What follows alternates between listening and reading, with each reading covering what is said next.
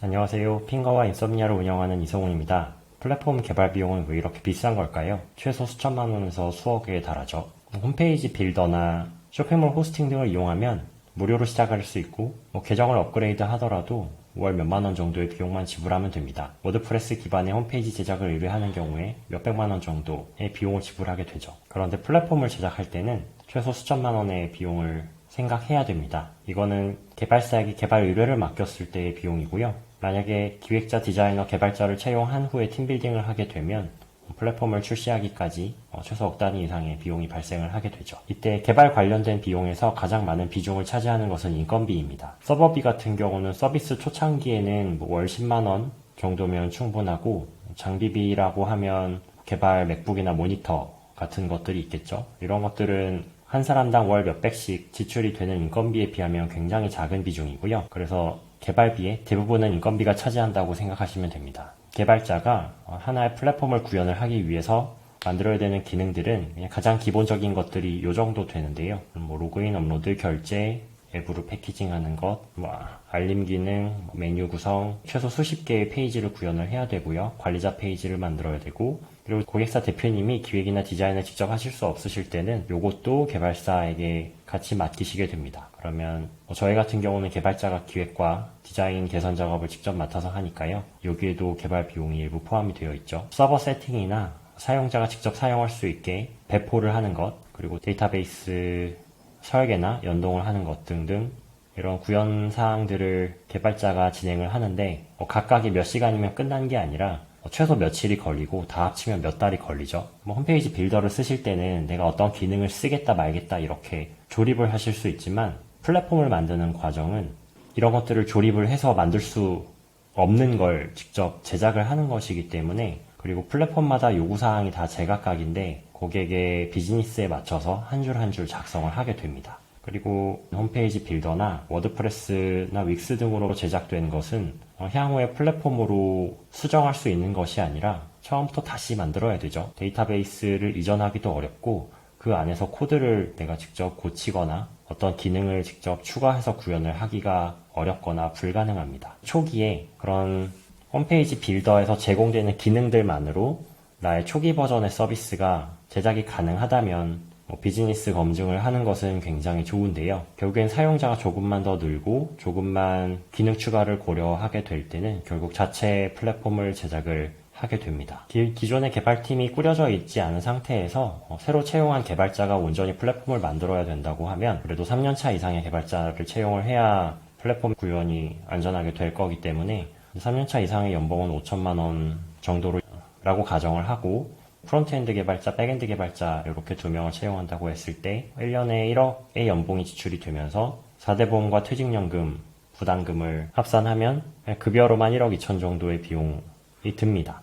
여기에는 사무실 임대료나 기타 운영 비용이나 기획과 디자인 비용은 아예 뺀 거죠. 그렇게 빼도 4개월이면 4천만 원이 지출이 됩니다. 개발자를 직접 채용을 해도 이 정도 비용이 드는데요. 그러면 개발사는 과연 남을까요? 개발사도 개발자를 채용을 해서 인건비를 주면서 플랫폼을 제작을 하는 것은 동일할 겁니다. 그런데 플랫폼을 기획, 디자인, 개발하는 과정을 최대한 효율화, 체계화하기 때문에 새로 생긴 스타트업이 직접 개발자들을 채용을 해서 플랫폼을 제작을 하는 것보다 더 적거나 아니면 비슷한 비용으로 플랫폼을 안전하게 개발을 할 수 있는 거죠. 개발사에서는 개발 비용을 효율화하기 위해서 인건비를 적게 주는 게 아니라 숙련도가 필요한 설계나 아니면 기술 리서치하는 업무에는 숙련도가 높은 시니어 개발자를 투입을 하고, 단순한 화면 설계나 난이도가 높지 않은 기능들은 주니어 개발자들을 투입을 하면서 필요한 숙련도의 평균을 낮추는 거죠. 그리고 특정 기능에 대한 구현 노하우를 축적할 수 있고, 또 저희가 핑거를 만든 것처럼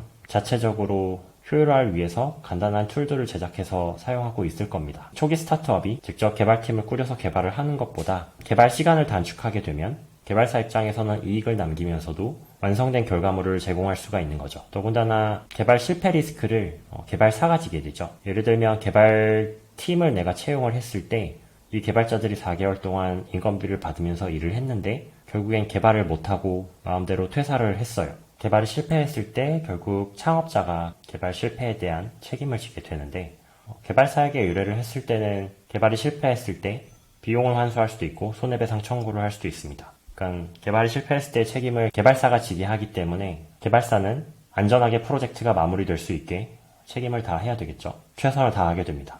네, 항상 개발이 실패하지 않게 수주 단계부터 저희가 안전하게 개발할 수 있는 프로젝트를 선별해서 수주하기 위해 고민을 많이 하고 있고요. 스타트업에서 직접 채용한 경우에는 개발이 늦어지면 그냥 인건비가 더 나가죠. 이걸 개발자들에게 책임을 물을 수가 없습니다. 초과된 기간 동안에 월급을 안 줄 수도 없고요.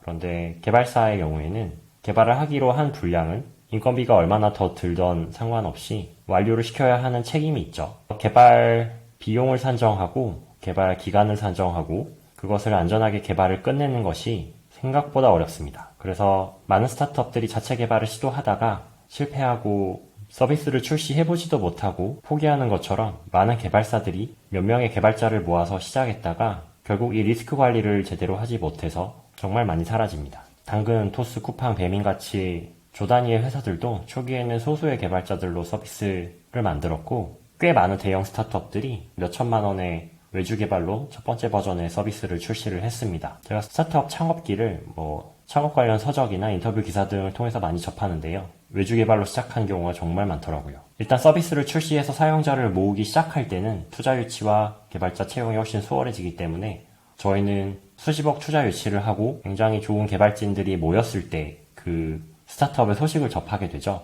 하지만 시작할 때는 다들 몇천만 원의 예산으로 간신히 첫 번째 버전의 서비스를 만들었다는 것. 그런데 이런 서비스들의 현재 모습을 보고 따라서 만들고 싶은 욕구는 자제해야 됩니다. 어떤 서비스를 벤치마킹 할 수는 있지만 이거랑 똑같이 만드는데 얼마가 드는지는 계산해보는 게 의미가 없어요. 그런 회사들은 수백억씩 쓰고 있으니까요. 현재 서비스에서 내가 어떤 사용성을 가져오겠다, 어떤 기능을 가져오겠다, 어떤 비즈니스 모델을 가져오겠다는 좋은 벤치마킹이지만 그냥 똑같이 만드는 것을 고려할 필요도 없고 똑같이 만드는데 얼마가 드는지를 질문하시는 것도 크게 의미가 없다고 생각합니다. 저희는 개발사로서의 본분을 다하기 위해 다양한 화면 라이브러리와 테이블 설계 샘플들 그리고 배포 자동화 등을 통해서 개발을 안전하고 빠르게 하는 데 집중하고 있습니다. 개발사가 자체적으로 이런 툴을 만들어서 쓰는 것은 아직까지 본 적이 없고요. 혹시 추가적으로 궁금하신 사항이 있으시거나 영상으로 다루었으면 하는 질문들이 있으시면 댓글로 남겨주시면 감사하겠습니다. 감사합니다.